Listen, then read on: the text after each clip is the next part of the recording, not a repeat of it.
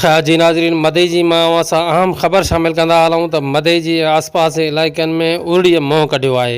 हिक ई ॻोठ में 5 खां मथे मासूम ॿारड़ा उड़ी में मुबतला थी विया आहिनि। सरकारी अस्पताल में इलाज जूं सहूलतूं न मिलण सबबि वारिस निजी क्लिनिकुनि तां इलाज कराइण ते मजबूर बणियल आहिनि। सिहत खाते खां नोटिस वठी उड़ीअ खां बचाव वारी वैक्सीन कराइण जो मुतालबो साम्हूं आयो आहे। जी नाज़रीन, नवां खे तफ़सील ॾींदा हलूं त मदइजी समेत आसपास जे मुख़्तलिफ़ इलाइक़नि में उड़ीअ मोह कढियो आहे, जंहिं करे ॻोठाणनि में ख़ौफ़ वारी सूरत हाल छांइजी वई आहे।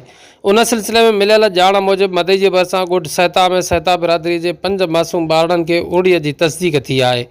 उड़ीअ जे मूज़ी मर्ज़ मुबतला थियल मासूम ॿारड़नि में परवीन धीअ अनीस सहतो, पारस धीअ अब्दुरऊफ़ सहतो, शायान धीअ अब्दुल गफ़ार सहतो, अतिया धीअ अली मदद सहतो, तानिया धीअ राइब सहतो ऐं ॿिया शामिल आहिनि।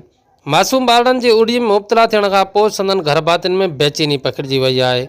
उन सिलसिले में मुतासिर ॿारड़नि जे घर भातियुनि अख़्तियारनि खे अपील कंदे चयो त सिहत खातो फौरी नोटिस वठी समूरे इलाइक़े में उड़ीअ खां बचाव वारी वैक्सीन कराए ॻोठाणनि में पैदा थियल ख़ौफ़ ख़तमु करायो वञे।